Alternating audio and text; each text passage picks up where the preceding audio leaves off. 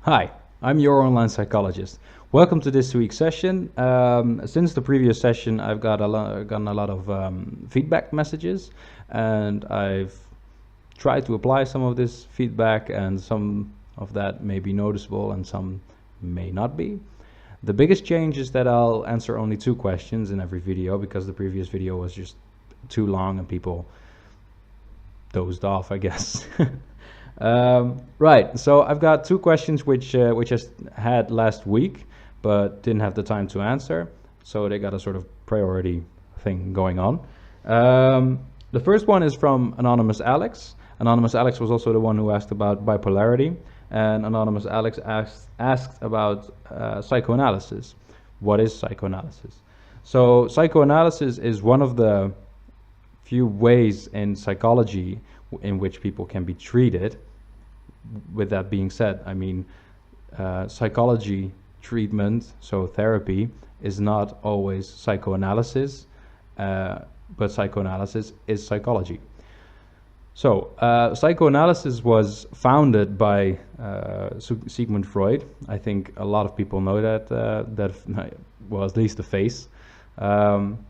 And after him, there were a bunch of other psychoanalysts who all made different sort of perspectives within psychoanalysis. So psychoanalysis is, in essence, because it's a really big concept, psychoanalysis coins a few terms that most of us know, but do not know as detailed as psychoanalysis is. So, for instance, Freud had a lot of ideas, and some of them are debunked, and some of them are debatable, and some of them are just accepted, which is called an axiom, I think. So things that are debunked I won't discuss, because that's pretty much useless. Some of you may know this, that Freud had a lot of very extreme ideas about sex. So what isn't debunked is the idea of a subconscious, which is like a huge contribution to the whole world of psychology. A subconscious, it's difficult to point out in physical form. So, but we do accept that it's there, and we all kind of know it's there, because we all have learned that there's a subconscious. And psychoanalysis revolves around this subconscious, because psychoanalysis basically says that all our problems are, all of our behavior is a response to animalistic impulses within the subconscious. Now they do have a sort of structure in how the subconscious and the conscious work, and if you type in psychoanalysis in Google Images, for instance, I bet you'll find one of those iceberg pictures. I'll put one in the video.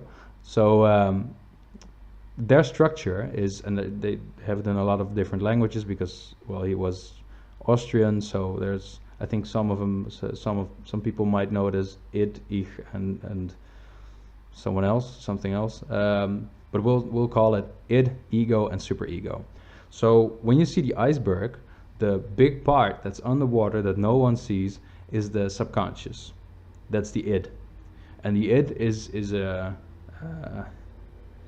verzameling, collection of our animalistic impulses. Everything that's about anger, about fear, about lust, about sadness. So everything in its most extreme form is down there.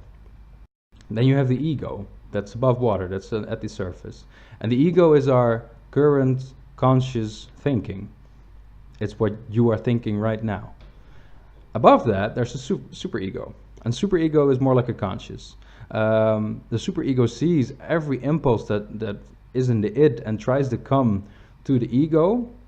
Ego wants to please the id, so they respond to each other, but the superego sort of tells the ego, and I hope you're still following me, like, don't do it like that. If the id, for instance, says, say you're at a party, right?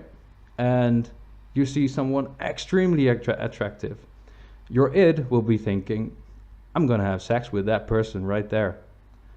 And your ego is thinking, oh, I'd like to, you know. And your super ego says, all right, it's good that you want that, but you're not gonna jump on that person right now. Just so that's not acceptable. That's your conscious. It's what's acceptable and what's not acceptable. So that's the structure they have in unconscious consciousness and all that. Another idea that comes from psychoanalysis is the idea of libido and the idea of death instinct. And libido is basically, we all know it as something that says something about our attractiveness, but they made it a bit more generalizing, which is to say that Sigmund Freud did think sexually about a lot of things, but their definition of the libido was a collective energy that associates with our life instincts. So not just sexually libido, but everything, the anger, the sadness, the fear, Then you have the death instinct. Both of these things are in the id. And the death instinct is all of our causes, all of our passive and aggressive behavior which the ego exhibits. So the death instinct is in the id, and it's very destructive. Everyone has this, and the ego responds to this, and all of our aggressive behavior is that. In modern day, there are some therapy forms from psychoanalysis, but psychoanalysis is very old, and it had to obviously adapt to our modern day. And I'm afraid I forgot the name. It's intrapersonal therapy, I think, IPT. Yeah, that's the modern day variant, right? Form of psychoanalysis. So I hope that kind of informs you about psychoanalysis. And then we'll go to another big one, which is Josh. And Josh has a difficult problem. So Josh is 30 years old, and he wrote me this. So to keep it as short as possible, when I was in junior high, I stole a girl's notebook. It was a mean, flirty type deal. So she kicked me in the balls, right? And I did not really understand it immediately, but came to discover that I had a major fetish for it. Over time, it became such a major thing in my life that I constantly struggled to become aroused enough for sex without being kicked or kneed first. Which is obviously an issue, and as it's totally embarrassing and impossible to explain to most any girl. Every once in a while, a girl will be into the idea, and then bam, I'm good to go. But I must find a way to cure the need for it in order to perform, as it's been a thing of mine for over a decade now. I'm finding it harder and harder to fix the more I think about it, the more difficult it becomes. Any advice? Well, yes, I do have an advice. So any fetish is called a sexual disorder. And it's a disorder because it's a disorder on the moment that you have experienced daily problems by it. So in the range of sexual disorders, this is called a paraphilia. Most sexual fetishes are paraphilia. And a paraphilia is basically being aroused to something which is not the norm, which is not normal to most people. There are many fetishes, and maybe some of you even know some. This is a very difficult fetish because it involves someone else. Fetishes don't always have to involve someone else. And this fetish is called masochism, which is the half of what most people know as SM. So SM is sex in which there's someone who hurts or humiliates someone, and someone who gets hurt or gets humiliated. And both of these people find this extremely arousing. Um, Most of the time, these people find each other. That makes it a sort of easier thing to deal with for both of them. But if you're one of these sides and you're not with someone who understands this or feels the same way about this, then well, you've got a problem. Then the only solution, if you want to keep this fetish up, is to communicate very, very thoroughly with whoever you're with.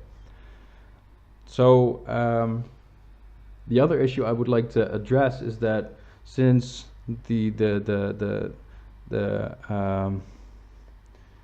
getting of pain is in your genitals and it's hard, then I would be concerned for your fertility. So you got to keep that in mind as well. If you some people don't care about their fertility and never want to have kids, or and then obviously it's not a problem. So if it's a problem, I think you should find professional help, and I will help you find that if you want. On the other hand, in any relationship that you will get into now, you will have to communicate this early on, which is very difficult because, well, it's not something most people have. Most people like. It's either that or finding someone who is sado, sexual. So enjoys the idea, gets aroused by humiliating or hurting others. And I hope that you'll find a solution either way. Well, so it's still quite a long video. I'll cut this short. I hope the two questions that I got asked now are answered or semi-answered. If there's any more follow-up questions regarding the answers I gave, please let me know. And I think that's it for today. Tell your friends, subscribe, and I'll see you in a week.